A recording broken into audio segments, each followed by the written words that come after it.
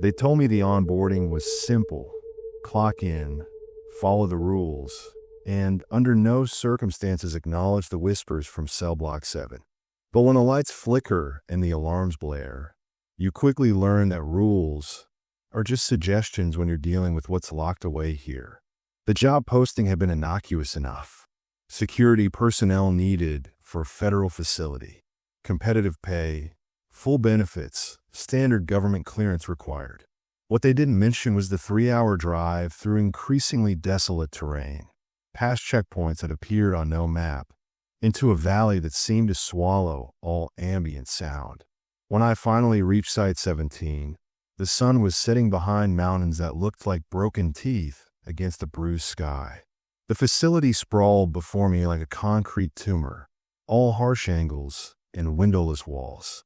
Chain-link fences topped with razor wire created concentric circles around the main structure, and between each barrier stood guard towers manned by figures who never seemed to move. The parking lot was nearly empty despite the facility's obvious size. Only 7 other vehicles sat in spaces marked with faded numbers, and each one looked like it had been there for years, covered in desert dust and bird droppings. My sedan looked obscenely bright and new among them, an unwelcome splash of color in a monochrome world. Security clearance took 40 minutes. They photocopied everything, scanned my retinas twice, and took blood samples they assured me were routine. The guard who processed me never made eye contact, his voice a monotone recitation of protocols I was certain he'd repeated thousands of times. When he handed me my badge, a dull gray rectangle with my photo and a string of numbers instead of my name, his hand was ice cold despite the desert heat still radiating from the pavement outside. The interior of Site 17 defied logic.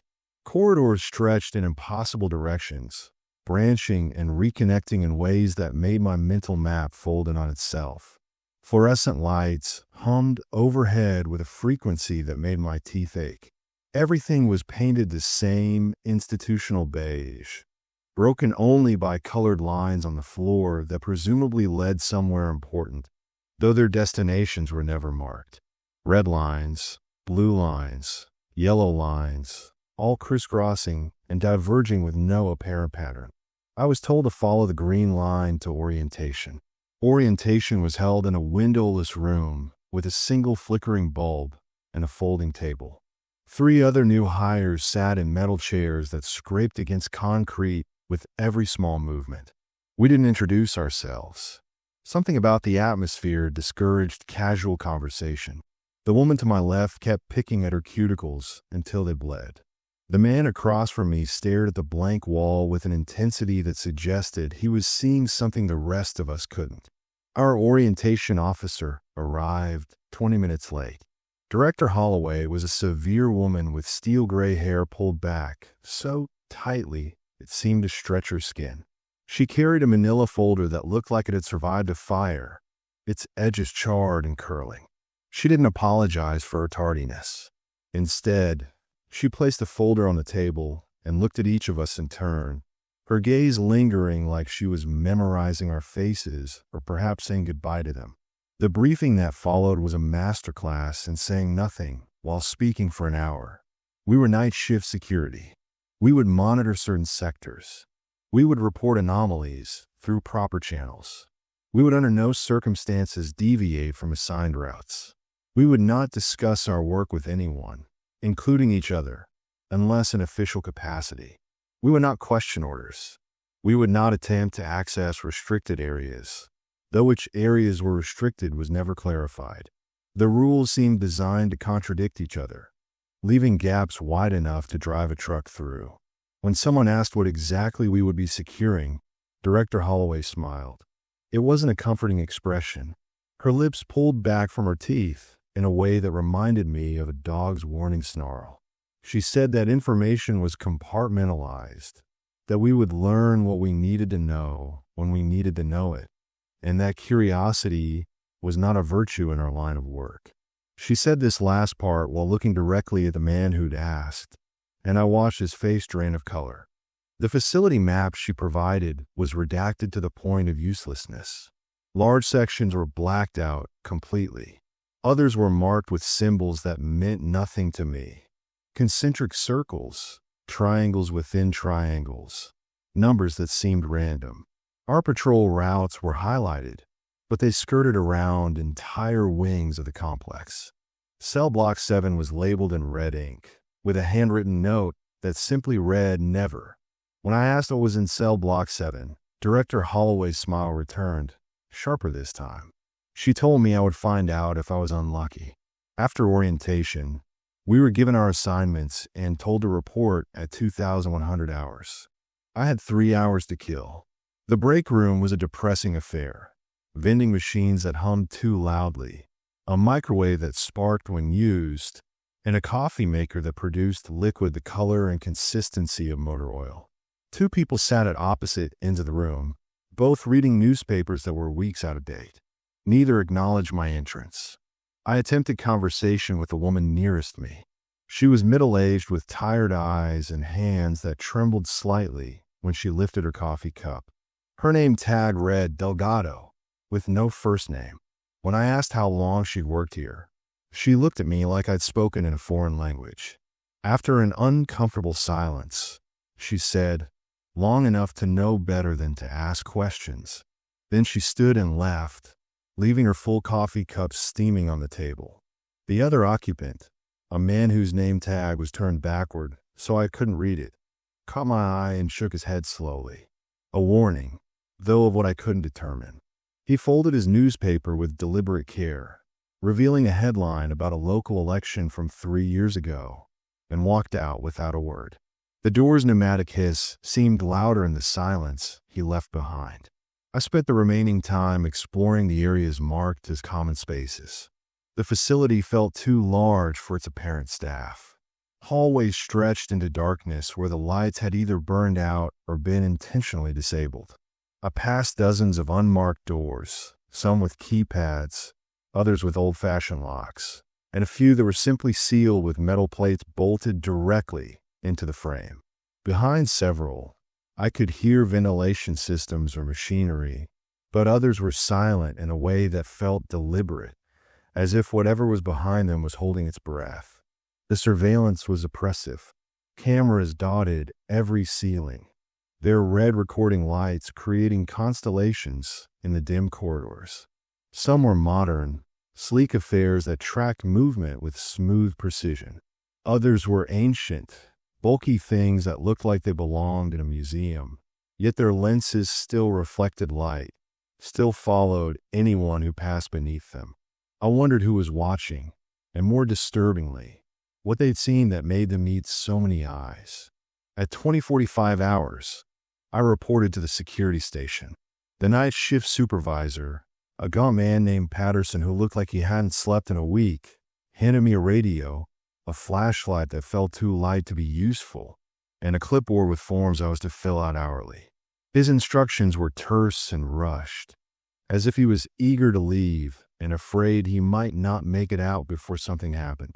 He showed me the route on a laminated map that didn't match the one from orientation, pointed out 3 emergency call boxes, and told me that if I heard the alarm system cycle through all its tones in sequence, I should find the nearest yellow room and lock myself inside until someone came for me.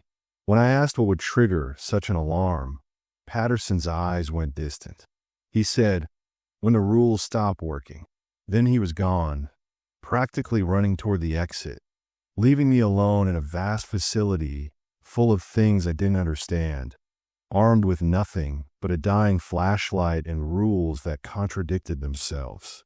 The clock struck 2,100 hours, and somewhere deep in the complex, something that might have been machinery or might have been breathing began to hum. My first night at Site 17 had officially begun. The silence was the first thing that struck me. Not true silence, but the absence of anything resembling normal human activity.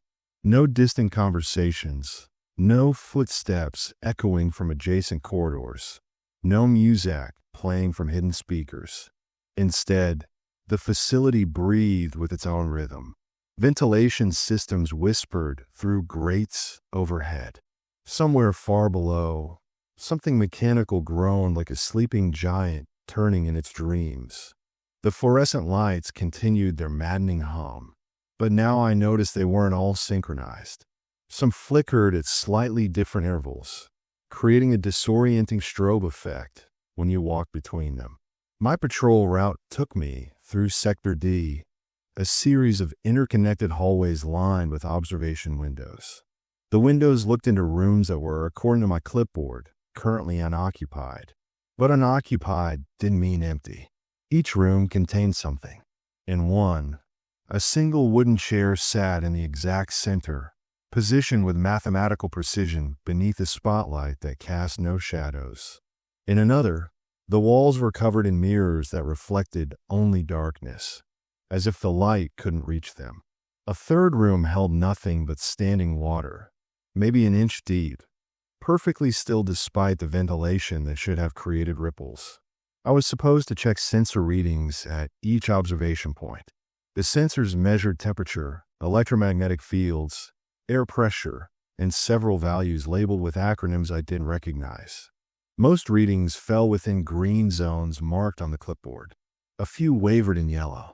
I was told to report anything in red immediately, but to never, under any circumstances, attempt to investigate red zone readings myself. What constituted an appropriate response to a red zone was never explained. The first anomaly occurred at checkpoint D7.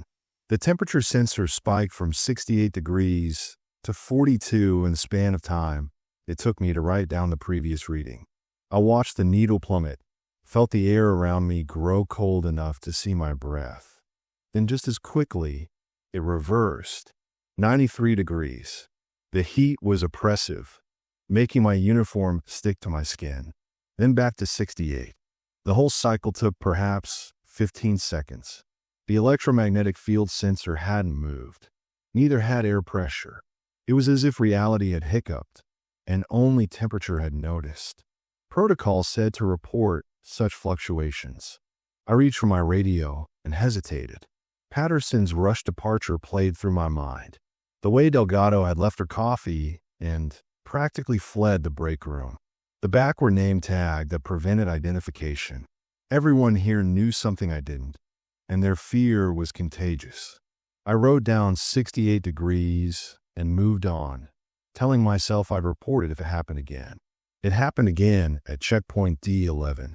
This time, the electromagnetic field sensor joined the temperature in its seizure.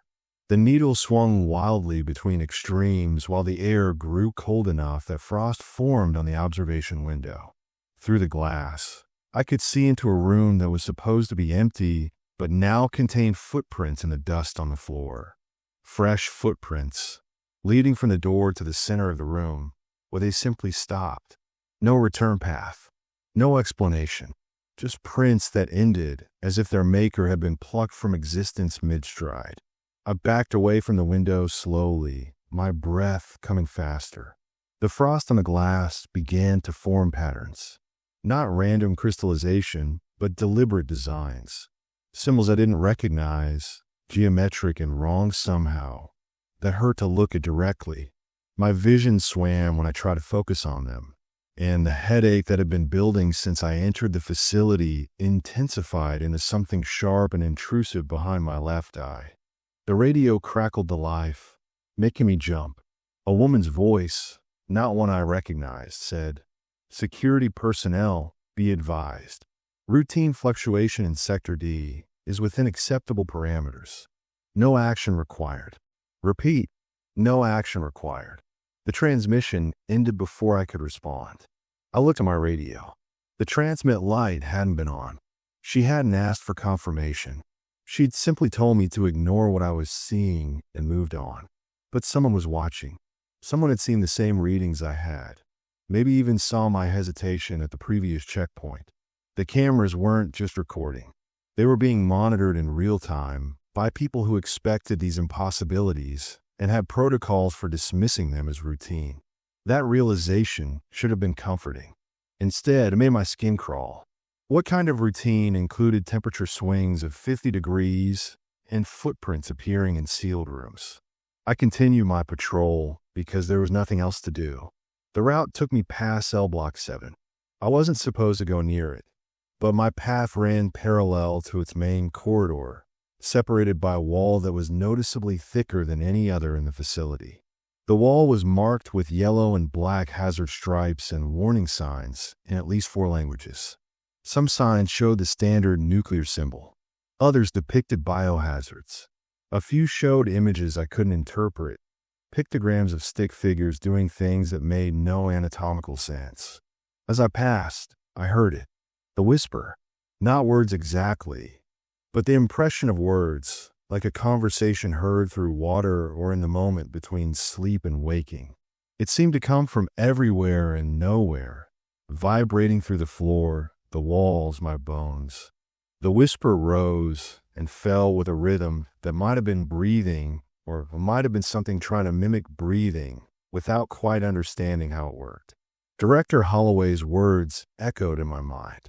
Under no circumstances acknowledge the whispers from cell block 7. But what did acknowledge mean? I was hearing them. Was that already acknowledgement? Or did it mean I shouldn't respond, shouldn't turn toward the sound, shouldn't let on that I could perceive them at all? The ambiguity was maddening and, I suspected, intentional. If you didn't know what broke the rules, you couldn't be certain you weren't breaking them right now. I kept walking, eyes forward, maintaining my pace despite every instinct screaming at me to run. The whispers followed me for the length of the corridor, sometimes seeming to form words and languages I didn't speak, sometimes just remaining at the edge of comprehension like a word on the tip of your tongue. When I finally turned the corner and the thick wall was behind me, the relief was physical. My shoulders knotted. My breathing eased. Then I realized the whispers hadn't stopped. They had just gotten quieter, receding into the background noise of the facility, but never quite disappearing. Checkpoint D-18 brought a new horror. The observation window looked into what should have been an empty containment cell. Instead, I saw a person, a woman in a white gown, standing with her back to the glass. Her hair was long and tangled, hanging down at her waist. She stood perfectly still, arms at her sides, head tilted at an angle that looked uncomfortable. I checked my clipboard. Room D-18. Status: unoccupied. No notation of any test subjects or personnel. Just unoccupied, written in the same clinical typeface as every other entry. I should have reported it immediately. Someone was in a room they shouldn't be in, a room that was supposedly empty. That was a clear violation of security. But something about the figure stopped me. She didn't move at all, not the slight shifts of weight that humans make unconsciously, not even the rise and fall of breathing. She was statue still in a way that nothing living should be. As I watched, reaching for my radio, she began to turn, slowly, with mechanical precision, her entire body rotating as if on a turntable. Her face came into view, and I understood why the room was marked unoccupied. She didn't have features. Where her eyes, nose, and mouth should have been, there was only smooth skin, unbroken and terrible in its blankness. Yet somehow I felt she was looking at me, perceiving me through that featureless surface with something that wasn't sight but served the same purpose. My hand fell away from the radio. The temperature in the corridor dropped again. The woman in the cell raised one hand and pressed it against the glass from her side. Her palm was as featureless as her face. No lines or prints, just smooth flesh. Where she touched the window, frost spread in spiderweb patterns. In the frost, words formed. 2 words, appearing letter by letter as if written by an invisible finger. Follow protocol.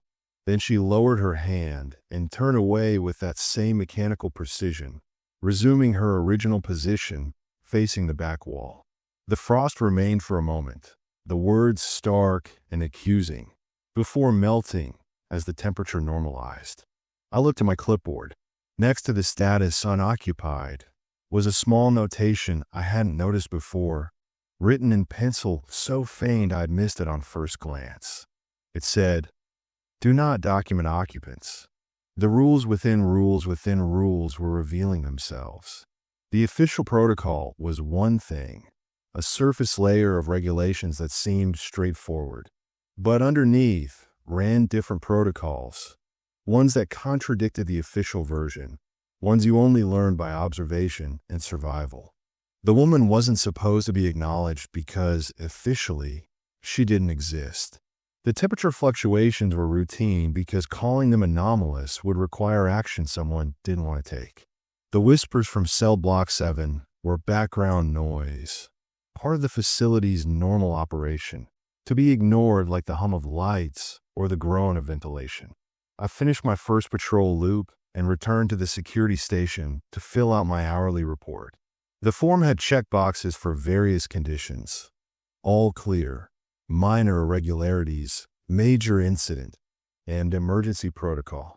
I checked all clear because the other options seemed to require explanations I didn't know how to give without admitting I'd seen things I wasn't supposed to acknowledge. My hand shook as I wrote the time and my badge number. The next 7 hours stretched like taffy, each minute pulling longer than the last. I completed 5 more patrol loops. Each one brought new impossibilities that I dutifully didn't report. A section of corridor where my footsteps echoed back at me, 3 seconds delayed. A door that was warm to the touch despite the room beyond measuring 40 degrees. A shadow on the wall that didn't correspond to any object, that moved independently when I shifted my flashlight. Reality at Site 17 was negotiable, and the negotiations were being held without my input. At 0600 hours, the day shift began filtering in. They looked tired, hollowed out, but they greeted each other with nods and even occasional small talk. Normal human behavior in the least normal place I'd ever been. Patterson reappeared to take my report. He glanced at my clipboard, saw 5 consecutive, all clear notations, and something like approval flickered across his exhaustive features. "Good first night," he said, which I knew was a lie, but appreciated anyway. As I walked to my car through the early morning light, the mountains no longer looked quite like teeth. They looked like a jaw, and Site 17 sat at the back of the throat, and I just volunteered to be swallowed 8 hours at a time, 5 nights a week. The parking lot had 2 new cars, meaning other night shift workers were somewhere in that concrete labyrinth, learning the same lessons I'd learned. I drove home through the desert wondering what I'd signed up for, and knowing I'd be back tonight, because the alternative was admitting I couldn't handle it, that I wasn't strong enough for whatever test Site 17 represented. Pride is a funny thing. It'll get you killed, but it'll get you through the door first. The sleep I managed during the day was thin and troubled, full of flickering lights and featureless faces.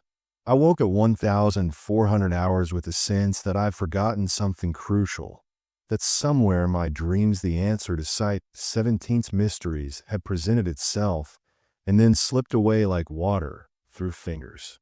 My apartment felt too bright, too normal, too far removed from the concrete reality of the facility. The disconnect was jarring. I made coffee that tasted better than it had any right to and tried to process the previous night. Explaining it to myself in daylight made the event seem less dire, more manageable. Temperature fluctuations could be faulty sensors. The woman in the cell could have been a test subject whose presence I wasn't clear to know about. The whispers were probably just acoustics, sound carrying through the ventilation in odd ways. Every impossibility had a possible explanation if I was willing to stretch credulity far enough.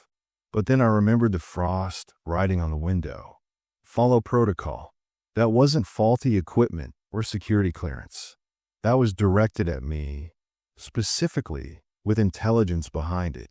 Something in that cell knew I was there, knew I was considering reporting what I'd seen, and warned me against it. The implications sat in my stomach like lead. I arrived at Site 17 with an hour to spare before my shift. The evening was cooler, the desert transitioning from scorching to merely uncomfortable. In daylight, the facility looked different, less ominous, more mundane. Just another government installation in the middle of nowhere, the kind that appeared on no maps and generated no curiosity from locals who'd learned that curiosity could be hazardous to employment or health. The break room had more occupants tonight, for people scattered across the space, none sitting together, each occupying their own island of silence. I recognized Delgado at her usual spot, still drinking coffee that had to be cold by now. A new face caught my attention. A man in his 50s with the weathered look of someone who'd worked outdoors before ending up here. His name tag read Kimura. Unlike the others, he made eye contact when I entered, gestured slightly to the empty chair across from him. An invitation. I sat, unsure what protocol I was following or breaking. Kimura didn't speak immediately. He finished his sandwich with methodical bites, wiped his hands on a napkin folded into precise quarters, then finally looked at me directly. "Survived your first night," he said. It wasn't a question. "Seems like it. You'll learn faster if you have this." He slid something across the table. A small notebook, the kind students use in college, spiral-bound with a worn green cover. The edges were dog-eared, the cover water-stained. It looked like it had been passed between many hands before reaching mine. I picked it up, started to open it. Kimura's hand shot out, pressed the notebook closed. "Not here. Never here. Read it in your car before you clock in. Destroy it before you leave. If anyone asks, you never saw it." His voice was low, urgent. "The official rules are designed to get you killed. These are the ones that might keep you breathing. Why are you giving this to me?" "Because someone gave it to me. Because we look out for each other, even when they tell us not to." He glanced at the cameras in the corners, then back to me. "Because the last person who had your shift disappeared 3 months ago, and I'm tired of breaking in replacements." Before I could ask what disappeared meant in this context, Kimura stood and left. The whole interaction had taken maybe 3 minutes. I pocketed the notebook, felt it heavy against my chest like a talisman or a target. I wasn't sure which. In my car, with the doors locked and the windows fogging from my breath despite the lingering heat, I opened the notebook. The first page was dated 6 years ago, written in cramped handwriting that suggested fear and urgency. Rule 1. The official protocols are incomplete. They tell you what to do. These rules tell you what not to do. Ignore them at your own risk. Rule 2. Between 0200 and 0300 hours, do not enter Sector F under any circumstances. If your patrol route takes you there, skip it and mark all clear on your report. The cameras in Sector F don't work during that hour. No one will know you weren't there, but you'll know you're still alive. Rule 3. If you hear your name called in an unfamiliar voice, do not respond. Do not even acknowledge you heard it. Continue your patrol route as if nothing happened. It's testing to see if you're responsive. If you respond, it will try again with different tactics. Rule 4. The water fountains on even-numbered floors are safe. On numbered floors, do not drink the water. It tastes normal, but will give you dreams that don't end when you wake up. The rules continued, page after page, written in different hands as successive guards added their own discoveries. Some are mundane, like which vending machines actually worked, and which would take your money without dispensing anything. Others were chilling in their specificity. Rule 17. If you see Delgado away from the break room, it isn't Delgado. The real one never leaves. She knows better. Rule 23. The emergency exits in cell block 7 are not exits. They lead deeper. If there's a real emergency, you're supposed to die at your post. Running will only make it worse. Rule 31. Never count the cameras in any single hallway. The number changes. If you notice it changing while you watch, request immediate leave and don't return for 3 days. It means you're being evaluated for different duties. Rule 44. The old woman who sometimes appears in reflections is harmless if ignored. She's looking for her daughter who worked here in the 70s. Her daughter is in cell block 7. Do not tell her this. There were over 100 rules, some crossed out with notes like outdated or worked until March, or simply don't. The last entry was recent, dated just a week ago. Rule 108. If the lights in your patrol sector go out completely, do not use your flashlight. Stand still and count to 60. The dark is temporary, but the things that use darkness to move are not. Light attracts them. Darkness conceals you. The final page had a note scrawled in red ink, underlined 3 times. Trust in no one who knows your real name. You're a badge number here. Stay that way. I sat in my car, reading and rereading until the rules burned into my memory. Some made sense based on what I'd experienced the previous night. Others seemed paranoid, the product of minds stretched too thin by whatever they'd witnessed. But all of them shared a common thread. The official protocols were a framework for compliance, not survival. These unofficial rules were the difference between completing your shift and becoming another person who disappeared. The most unsettling realization was that these rules had been compiled over years by multiple people, each adding their observations and warnings. It meant the anomalies weren't isolated incidents. They were consistent, predictable even, following patterns that could be documented and avoided if you knew what to look for. Site 17 wasn't suffering from random supernatural events. It was operating exactly as designed, and that design incorporated impossibilities as standard features. I memorized what I could, took photos of the rest with my phone, then burned the notebook in my car's ashtray as instructed. The pages curled and blackened, releasing smoke that smelled faintly of copper and something else I couldn't identify. When only ash remained, I scattered it outside my car, watching the desert wind take it. Destroying evidence of the rules felt like severing a lifeline, but Kimura's urgency had been genuine. Whatever consequences came from possessing that notebook outweighed the risk of not having it. At 2,100 hours, I clocked in with the rules fresh in my mind. Patterson was there again, looking no more rested than the previous night. He handed me the same equipment, gave the same rushed briefing, and disappeared with the same desperate speed. But tonight, I understood what drove his urgency. He was escaping before the facility woke up for the night, before whatever lurked in the darkness began its routines. My patrol started in Sector D again. The route was identical to the previous night, but my perception had changed. Every observation window was now a potential hazard, every checkpoint a test.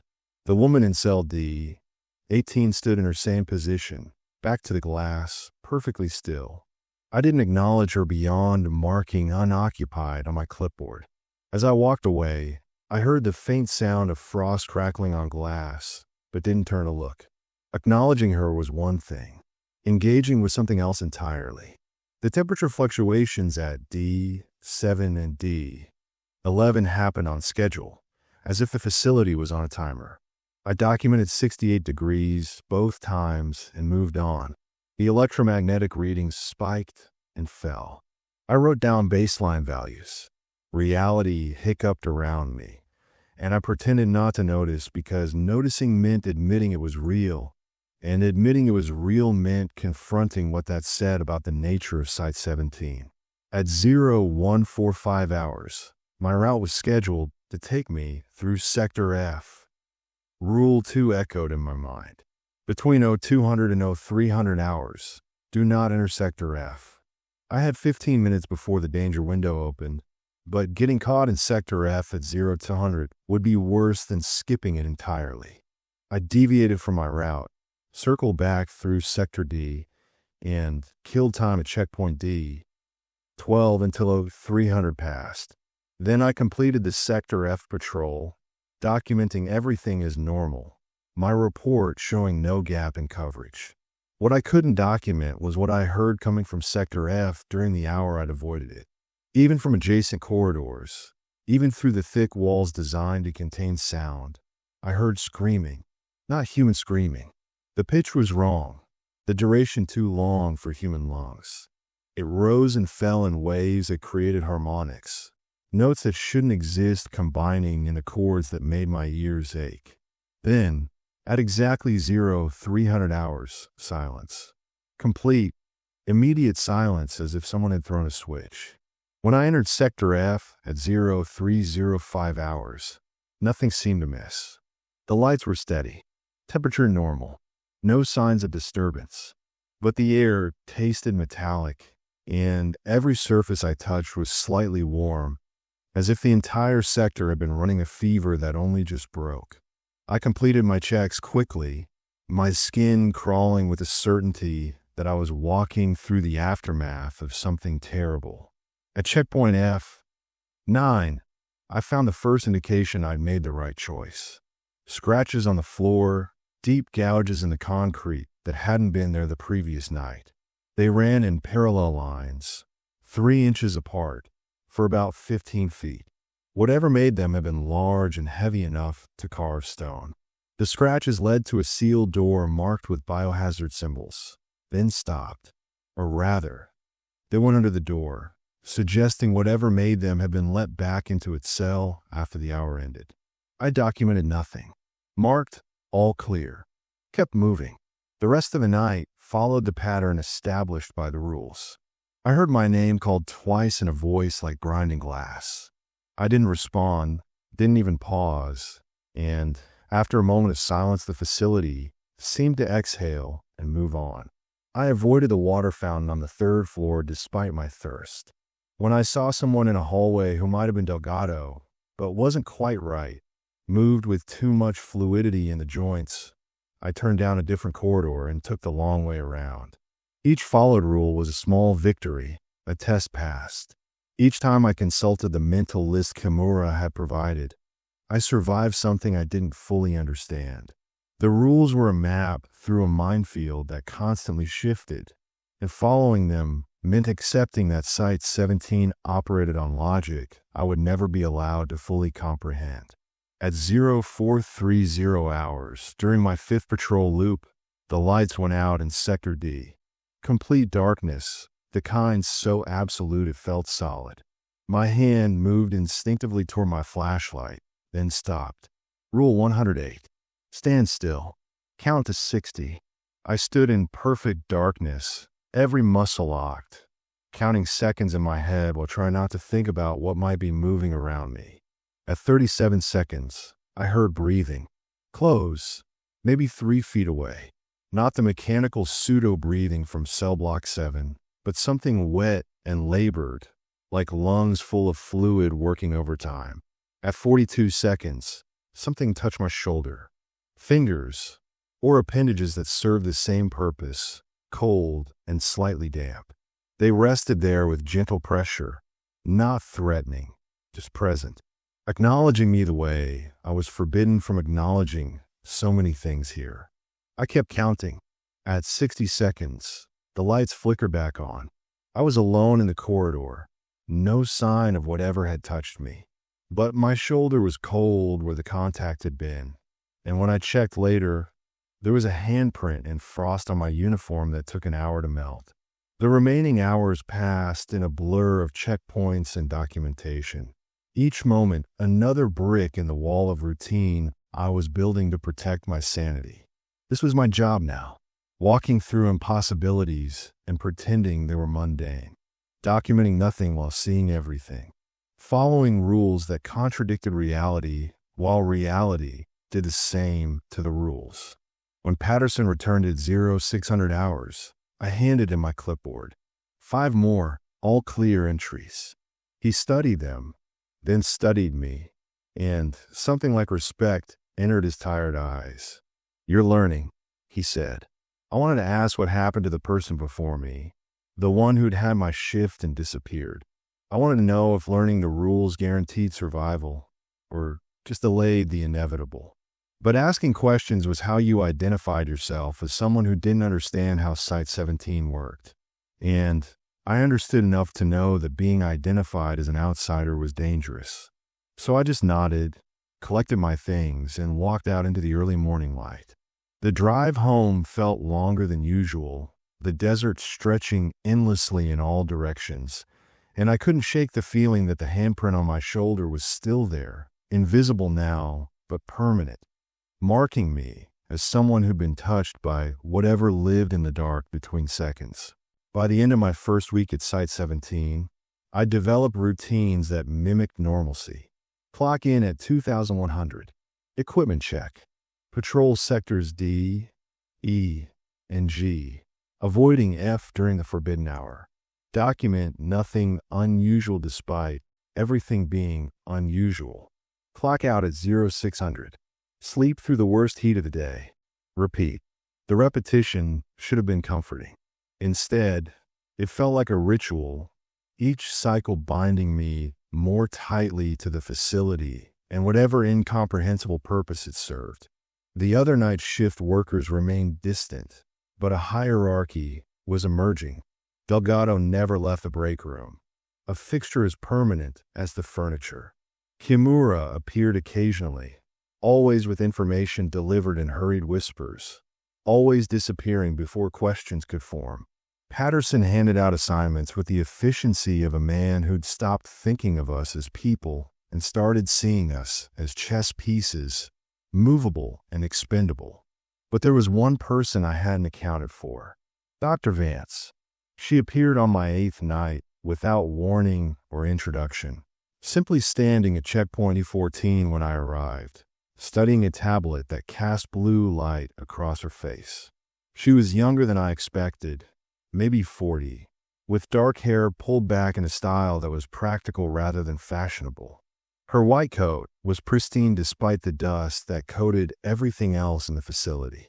When she looked up at me, her eyes held the kind of sharp intelligence that suggested she missed nothing and forgot even less. "You're the new night security in Sector D," she said. Not a question. "Yes, ma'am. Dr. Vance. I oversee containment protocols for this wing." She turned her tablet to show me a graph with lines that spiked and valley in seemingly random patterns. "You've been documenting temperature anomalies as baseline readings." My throat went dry. I'd follow the rules, both official and unofficial. Documenting baseline readings when the sensors went haywire was how you survived. But here was someone who actually read the reports, someone who could see the pattern of lies I've been weaving. "The sensors appear to be malfunctioning," I managed. "The sensors are functioning perfectly. They're measuring what's actually happening." She studied me with an intensity that felt like being dissected. "You're smart enough to know that, and smart enough to lie about it. Good. Intelligence will keep you alive here longer than honesty." She dismissed me with a gesture, returning her attention to the tablet. But as I walked away, she called after me. "The anomalies in your sectors are Category 3 and 4. Manageable. Predictable. When you start seeing Category 1s, that's when you run. If you're lucky, you'll never need to know the difference." The interaction stayed with me through the rest of the shift. Dr. Vance knew, not just suspected or theorized, but knew with the certainty of someone who'd classified and cataloged the impossibilities. The anomalies had categories, rankings, presumably containment procedures. Site 17 wasn't fighting against the breakdown of reality. It was studying it, maintaining it, maybe even cultivating it. The thought should have been terrifying. Instead, it was almost a relief. There was a system, however incomprehensible. There were people who understood what was happening, even if they'd never explained it to someone at my clearance level. The chaos had architecture, and that made it marginally less nightmarish. My patrol route expanded in week 2. Patterson added Sector H, a series of subbasements that required descending 3 flights of stairs into sections of the facility where the air tasted stale and old. The temperature was constant down there, always 55 degrees regardless of the desert heat above. The lights were different too, older fixtures that buzzed louder and cast yellowish illumination that made shadows look deeper than they should. Sector H's observation windows showed cells that were clearly occupied, though my clipboard insisted otherwise.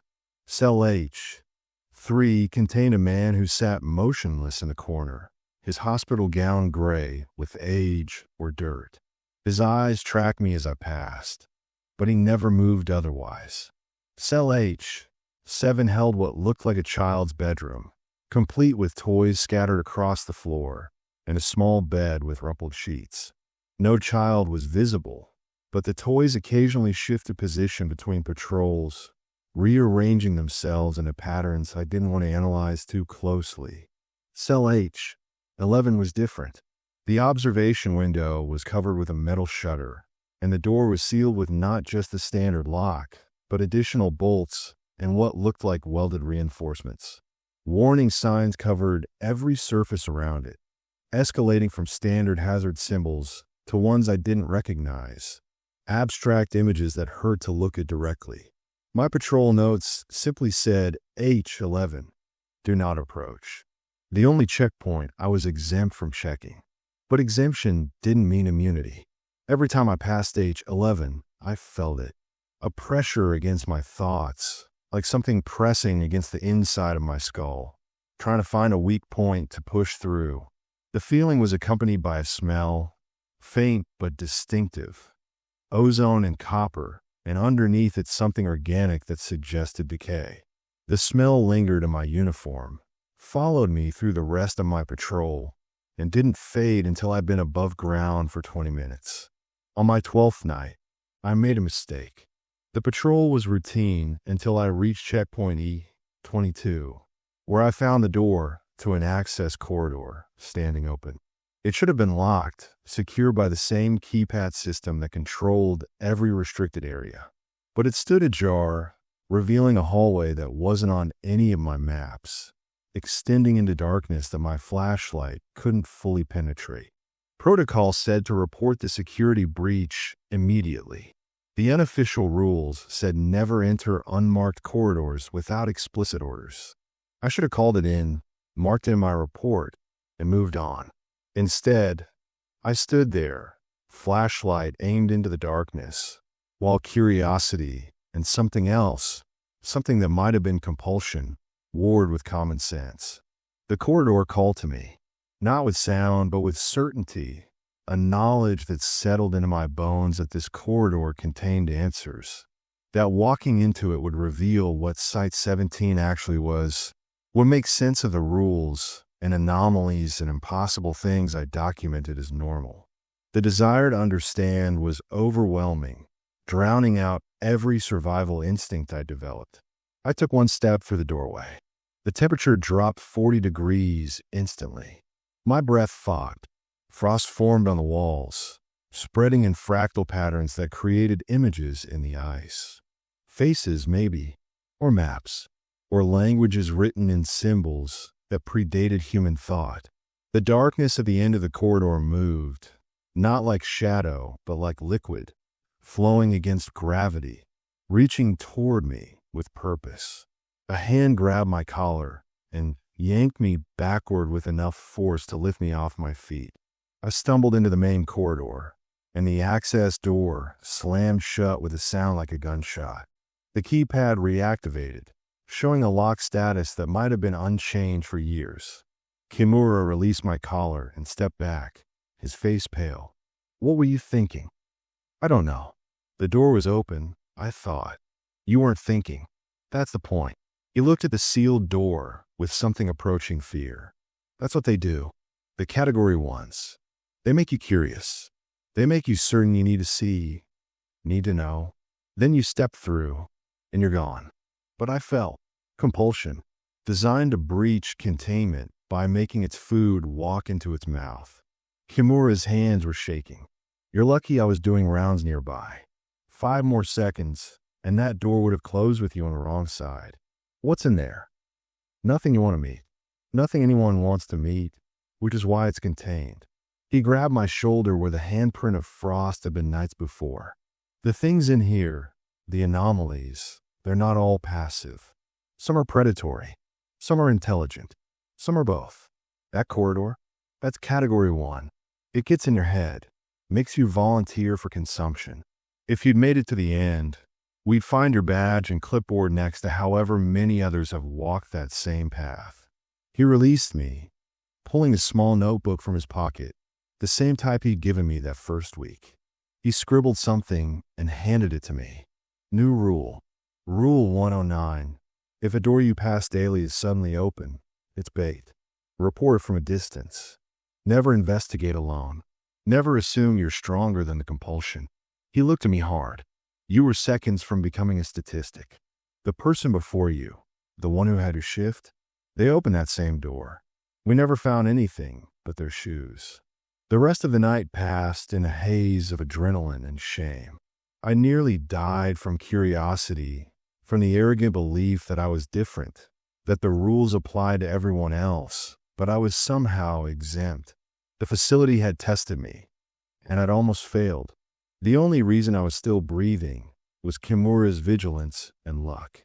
At checkpoint H11, I felt the pressure against my thoughts again, stronger this time. But now I recognized it for what it was.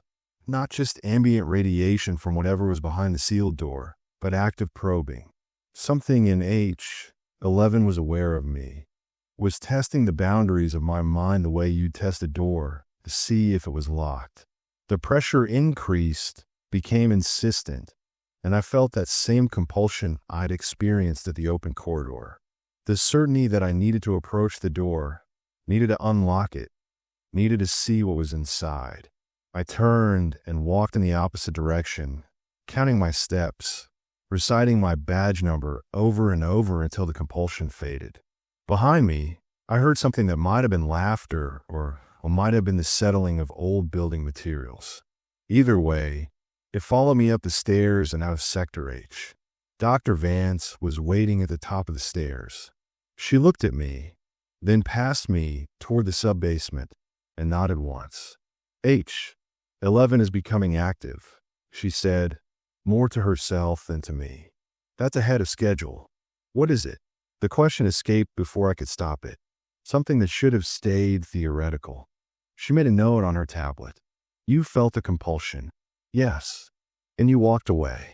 That's better than 70% of personnel manage on first exposure. She studied me again with that dissecting gaze.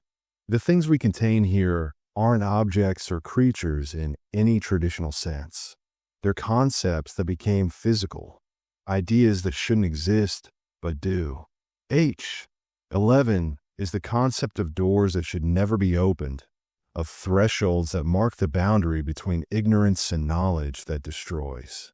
It wants to be open because that's its nature. Opening it would mean understanding everything about reality that's better left unknown.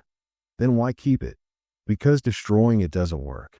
They tried in 1981, burned it, crushed it, dissolved in acid. Every time they destroyed the door, it reappeared somewhere else in the world, always near population centers, always unlocked. Better to keep it here, closed and monitored, than risk it showing up in someone's basement in Cincinnati. She made a note on her clipboard. The anomalies we contain aren't just threats. They're responsibilities. Release them, and they become everyone's problem. We documented 17 more cells on H7, each one containing something that violated reality in its own unique way. A mirror that showed reflections from 3 days in the future. A chair that made anyone who sat in it forget their own name. A telephone that rang with calls from the deceased, and answering it meant joining them. Each anomaly was clinical in its file description, but experiencing them even through observation windows made my understanding of reality feel increasingly negotiable. At checkpoint H7-52, Rivera stopped abruptly. The observation window showed a cell I'd been briefed about, but hadn't expected to encounter so soon. Inside was a man in a business suit, sitting at a desk, writing in a ledger with meticulous precision. He looked ordinary, almost aggressively normal, which made him more terrifying than anything else I'd seen. That's Mitchell, Rivera said quietly. He was the facility director in 2003. Started investigating too deeply into what Site 17's actual purpose was, who'd authorized its construction, why certain anomalies were being collected rather than destroyed. Then one day he came to work and couldn't leave. Every time he tries to exit the facility, he ends up back at his desk. He's been in there for 22 years, writing reports that no one reads, making calls on a phone that's not connected to anything, living a loop of bureaucratic routine that never ends. Why is he contained? He's not an anomaly. He became one. Whatever he learned transformed him into a living paradox.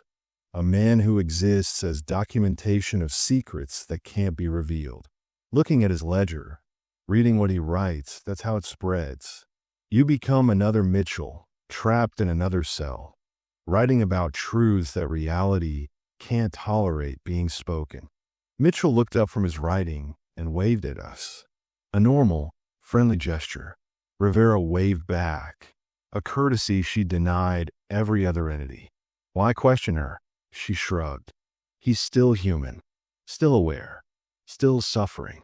The least we can do is acknowledge that he exists, even if we can't help him escape. She turned away from the window. That's the real horror of Site-17. Not the monsters, not the impossible physics. It's the people who become anomalies. The gradual transformation from human to something else, aware the whole time, unable to stop it. We ascended back to H1, my mind reeling from the depths we'd explored. Rivera checked her watch and made a decision. We have 3 hours before end of shift. I'm taking you to the archives. You need to see what we're actually doing here. The archives were located in a wing I'd never accessed, behind doors that required both our clearances to open. Inside was a vast room filled with filing cabinets, shelves stacked with boxes, and climate-controlled storage units humming with the effort of preservation.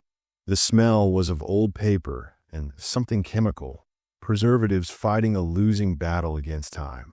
Rivera led me to a section marked Historical Context and pulled out a box dated 1947. Inside were newspaper clippings, classified memos, and photographs that quality had degraded into impressionist nightmares. The documents described the aftermath of early nuclear testing, specifically the Trinity site, and the anomalies that began appearing in the surrounding area.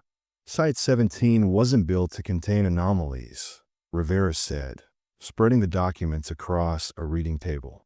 It was built because the anomalies were already here. Trinity didn't just split atoms. It split something else, created a weak point in reality. The things we contain now have been seeping through that crack for 80 years. She pulled out more boxes, creating a timeline of discoveries and containments. The 50s brought conceptual anomalies like primary. The 60s saw temporal disruptions and objects from times that hadn't happened yet. The 70s introduced entities from sideways dimensions, places that existed adjacent to our reality but operated on different fundamental laws. Each decade brought new categories of impossible, and Site-17 grew to accommodate them. We're not guards, Rivera continued. We're not even researchers. We're witnesses. Someone has to observe these things, document them, prove they exist, because the alternative is worse. If no one acknowledges them, if they're not contained and categorized, they spread. They leak into the world. They become normal, and normal reality can't survive them. Then why the secrecy? Why not warn people? Because knowing makes you vulnerable. The anomalies respond to belief. The more people who know they exist, the stronger they become. Site-17 works because it's isolated, because the world outside these walls doesn't believe in what we contain. Our job is to keep it that way, to be the barrier between the impossible and the everyday, no matter what it costs us. The weight of that responsibility settled over me like a physical thing. We weren't just security personnel dealing with classified materials. We were reality's immune system, isolating infections before they could spread, absorbing the cost of knowledge so others didn't have to. Rivera showed me one final document, this one recent, dated just 3 months before I'd been hired. It was a memo from someone whose name was redacted, but the title remained, Director of Containment Operations. The memo was brief and terrifying in its implications. Containment breach protocols have been updated. In the event of catastrophic failure, Site-17 personnel are to remain at their posts. Evacuation is no longer an option. The facility has been redesigned to serve as primary containment in worst-case scenarios. All exits are now controlled remotely and will be sealed automatically if threshold breaches are detected. This is not negotiable. We're not just guards, I said, understanding finally clicking into place. With a last line of containment. If the anomalies escape their cells, they contain us instead. Now you understand why people disappear. Rivera put the documents away with care. Some get taken by the anomalies, but others see this, understand what we really are, and they run. They make it to the parking lot, get in their cars, and drive away. By the next morning, they don't remember Site 17 exists. The facility edits them out, protects its own secrecy by making escapees forget there was ever anything to escape from. But you remember, you're still here. Because I chose to stay after reading this. Because someone has to do this job, and it might as well be people who understand the stakes. She looked at me directly. You have a choice now too. Finish this shift, turn in your badge, and by tomorrow you'll remember this as a normal job you just didn't like. Or stay, accept what we are, and help hold the line. The rest of the shift passed in silence as I processed everything. We completed our rounds, documented our findings and lies and omissions, and clocked out at 0600 hours like it was just another day. Patterson was there, watching me with eyes that knew exactly what I'd learned and what choice I was facing. In the parking lot, I sat in my car with the engine running, looking back at Site 17's concrete bulk. The sun was rising, painting the facility in shades of orange and red that made it look like it was burning. Behind those walls were things that shouldn't exist, maintained by people who chose to witness impossibility so the rest of the world could maintain the delusion of a sensible universe. I could leave, drive away and forget. Return to a world where doors stayed closed unless opened, where shadows only existed when light created them, where the dead stayed dead and time moved in one direction only. It would be easy, normal, safe. But I thought of Mitchell, writing his reports in a cell that used to be his office. I thought of the old woman searching for her daughter in Reflections. I thought of all the people who'd walked these corridors before me, who'd made the choice to stay or go, and the ones who'd stayed had done, so knowing they might end up in cells instead of patrolling past them. Someone had to witness. Someone had to contain. Someone had to stand between the impossible and the everyday, absorbing the horror so others could sleep peacefully in their ignorance. I turned off the engine and locked my car. Patterson was waiting at the entrance when I walked back, my badge still in my hand, my choice made. He nodded once, understanding without words. Briefing for month 3 starts at 1800 hours, he said. Get some sleep. You're going to need it. As I drove away this time, Site 17 shrinking in my rearview mirror, I knew I'd return tonight and every night after. Not because I was brave or special or uniquely qualified, but because someone had to do it, and I'd become someone who knew too much to walk away. The whispers from cell block 7 had followed me home, fragments of primary embedded in my thoughts like splinters. The door in H7-34 waited for someone curious enough to open it. Mitchell wrote his reports in his eternal office, and somewhere in the deep sub-basements, new anomalies were being discovered, cataloged, contained by people who understood that reality was more fragile than anyone wanted to admit. My first 2 months at Site 17 had taught me the rules. The question now was whether I'd survive long enough to understand why the rules existed, what purpose this facility truly served, and what would happen when, not if, containment finally failed. The drive home took 3 hours through desert that looked peaceful in the morning light. But I knew now that peace was an illusion maintained by people like me, standing watch in places the world pretended didn't exist, containing things the world couldn't acknowledge, paying the price of knowledge so others could afford ignorance. Tomorrow I would return, and the day after that, and the day after that, because the anomalies never rested, never stopped testing their cages, never forgot that reality was a negotiation they hadn't agreed to. And neither would I. The rules were terrifying, But what happened if we stopped following them would be infinitely worse. Month 2 began with the introduction of my partner. Her name tag read Rivera, and she had the look of someone who'd seen too much and filed it away in mental compartments for later processing. We met in the briefing room, where I'd had my first orientation, that windowless space that seemed to absorb sound and hope in equal measure. She sat with her arms crossed, studying me the way Dr. Vance had, measuring my worth through observation. "You made it past 30 days, she said. It could have been congratulations or condolence. The tone was ambiguous enough to be both. "So did you. I'm on month 6. That makes me senior here, which means I give instructions and you follow them. Questions. Why do we need partners now?" Rivera smiled, and it was the first genuine expression of humor I'd seen from anyone in Site 17. "Because some sectors can't be patrolled alone anymore. The anomalies are learning, adapting. A single person is vulnerable to compulsion, hallucination, or simple disappearance. 2 people can watch each other, verify that what we're seeing is real, and raise the alarm if one of us starts acting compromised. Has that happened before? Every partner I've had before you." She let that sink in before continuing. "But I'm still here, so the system works." Mostly. Our new assignment included sectors I'd never accessed. Cell Block 7 adjacent areas, the deep subbasements below H, and something called the Archives, which was apparently a storage facility for documentation related to anomalies that had been neutralized or relocated. The Archives weren't supposed to be dangerous, but Rivera's expression when she mentioned them suggested otherwise. "We start with Block 7 perimeter," she said, standing.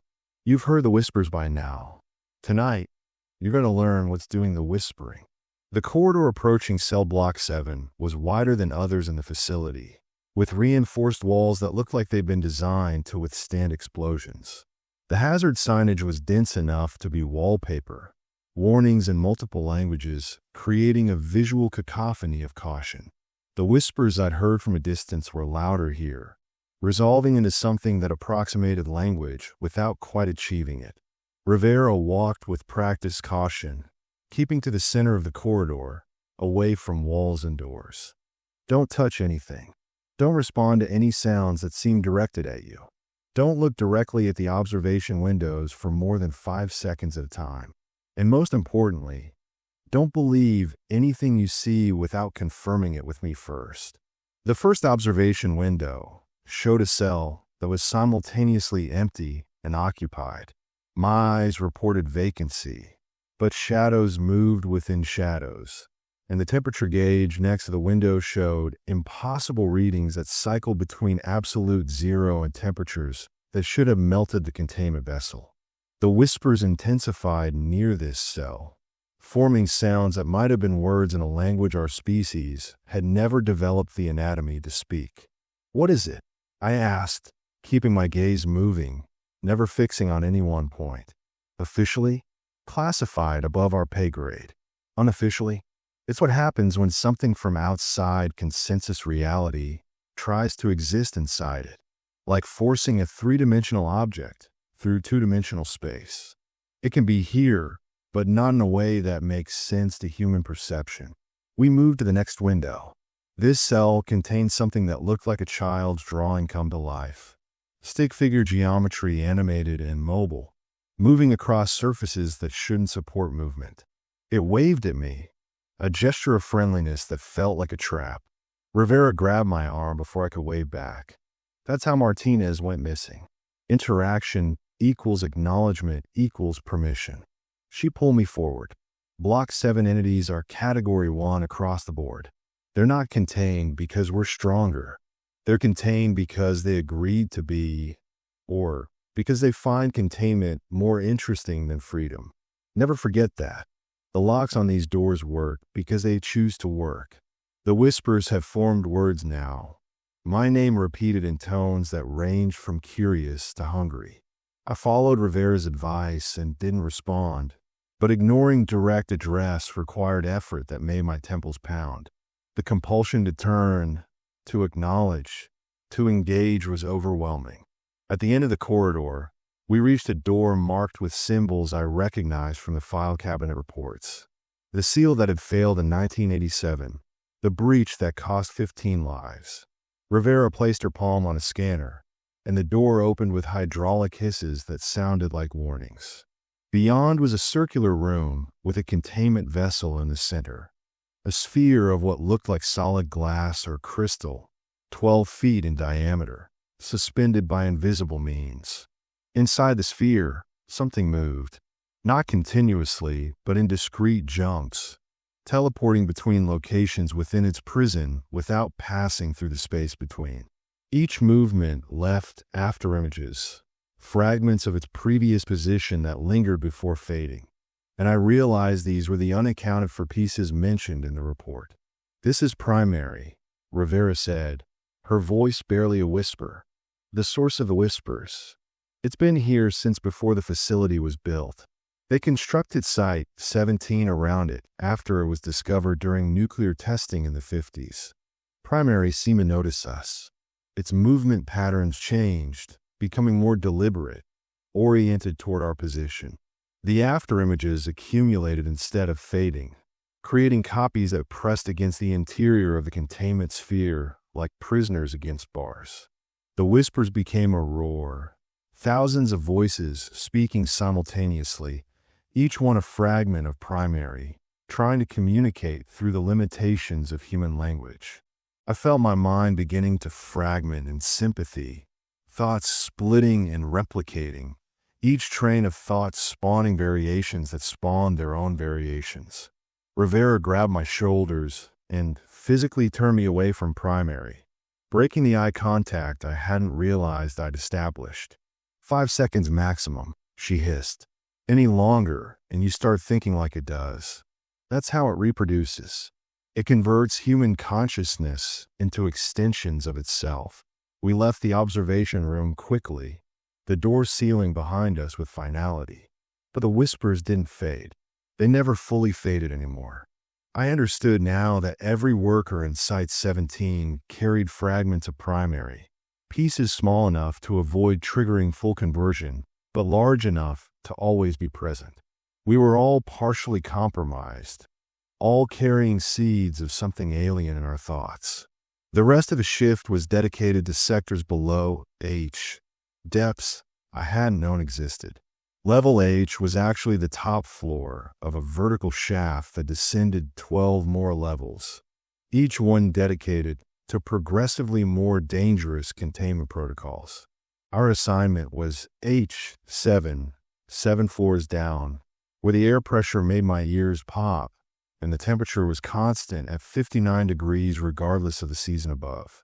H7 cells were larger, some the size of aircraft hangars. Most were empty in the traditional sense, but showed signs of occupancy through secondary effects. Patterns in dust that couldn't be explained by air currents, shadows that existed without light sources, sounds that emanated from specific points in supposedly vacant space.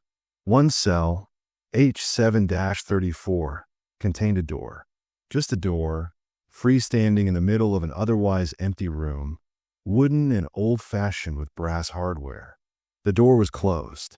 According to the placard outside, it had been closed since 1973, and opening it was forbidden under pain of immediate termination and possible termination of a more permanent variety. "What's behind it?" I asked. "Nothing. That's the problem." Rivera checked the seals around the containment cell, ensuring the door remained isolated. "It's a door to nowhere. Open it, and you step into a place that doesn't exist. Close it again, and you're trapped in that non-place forever because the door only works one way. Then why keep it here? Why not destroy it?" Dr. Van smiled, and it was the saddest expression I'd seen in this place of constant sadness. "You can't destroy a concept. You can only contain it, study it, and hope that containment holds." She turned to leave, then paused. "The person who had your shift before you, they tried to open H11.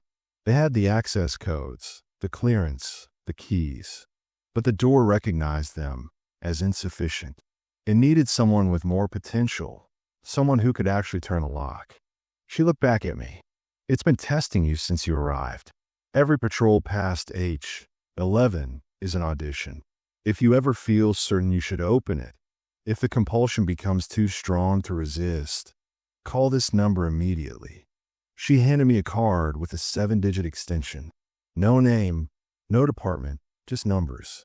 What happens if I call? Containment procedures are initiated. You're removed from the facility and never allowed to return. She met my eyes. But you stay alive and sane, which is more than can be said for the alternatives. She left me standing in the corridor, the card heavy in my pocket, like an escape hatch I prayed I'd never need to use. The facility felt different after that conversation. It wasn't just a place where impossible things happened. It was a zoo for conceptual predators, each one hunting in its own way, each one testing the bars of its cage every moment of every day. And I was the night watchman, walking past hungry things that could smell my thoughts. The remaining weeks of my first month passed in a state of heightened paranoia. Every sound was a potential threat. Every anomaly could be bait. The rules I'd memorized became mantras, repeated endlessly to drown out the whispers and compulsions that seemed to grow stronger with each shift. I saw the old woman in reflections twice more, her face pressed against mirrors and windows, lips moving in silent questions about her daughter. I never acknowledged her, never made eye contact, even as guilt gnawed at me. She was harmless, Dr. Vance had assured me. But harmless in Site 17 was a relative term that could shift without warning. The toys in cell H7 spelled out messages in their scattered patterns. Names mostly, probably previous workers who'd paid too much attention. Once they spelled my badge number. I documented no irregularities and moved on, my hand shaking enough that the handwriting was barely legible. Cell H3's occupant, the motionless man, began moving when I passed. Small movements at first, a tilt of the head, a shift of posture. By week 4, he was standing when I arrived, palms pressed against the glass, watching me with eyes that held too much intelligence and too much hunger. The clipboard still said unoccupied. I still documented it as such. But I felt his gaze follow me long after I'd left his corridor, felt it like pressure against the back of my neck. On my 20th night, I found a file cabinet in a maintenance closet I'd passed dozens of times without noticing. The cabinet was old, gunmetal gray, with drawers labeled by year going back to 1957. One drawer was slightly open, revealing hanging folders thick with papers. The compulsion to look was immediate, but different from H11's pressure. This felt like genuine curiosity rather than predatory manipulation. I opened the drawer fully. Inside were incident reports, most heavily redacted with black bars covering names and dates. But the descriptions remained: clinical accounts of containment failures, personnel losses, and anomalies that have been neutralized or relocated. The reports painted a picture of Site 17's history, a decades-long war against things that shouldn't exist but did, and the mounting cost of keeping them imprisoned. One report caught my attention. November 1987. Containment breach in Cell Block 7. 15 personnel lost before emergency protocols were initiated. The description of what escaped was almost entirely redacted, but one line remained. Subject demonstrated ability to fragment and reconstitute across multiple individuals simultaneously. Current status: primary entity recontained, but fragments remain unaccounted for. I thought of the whispers that never quite stopped, the background susurrus that had become so constant I barely noticed it anymore. Fragments remaining unaccounted for. The implications settled like ice in my stomach. Another report from March 2003 described a researcher who'd spent too long studying one of the conceptual anomalies. Dr. Hammond began speaking in nested loops, each sentence containing the next in linguistic recursion that eventually expressed thoughts too complex for human neurology. Subject expired when brain activity exceeded theoretical maximums. No conventional cause of death, could be determined. Report after report detailed the cost of curiosity, the price of insufficient caution, and the thin line between containment and catastrophe. The people who disappeared hadn't simply vanished. They'd been consumed, transformed, or integrated into the anomalies they'd been assigned to watch. The facility wasn't just a prison. It was a feeding ground, and everyone who worked here was potential sustenance. I closed the drawer carefully and stepped back. The file cabinet had appeared to give me context, to make me understand the stakes. Whether it was the facility itself teaching me through fear or some other worker's attempt to warn newcomers, I couldn't tell. But the message was clear. Site 17 had been devouring people for 70 years, and nothing suggested it would stop.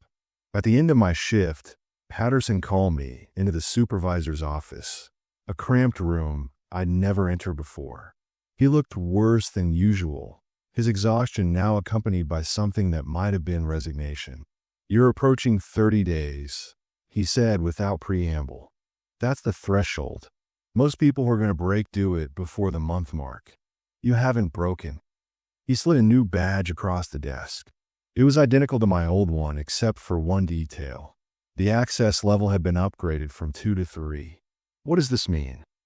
It means you've proven you can follow rules and ignore what needs ignoring.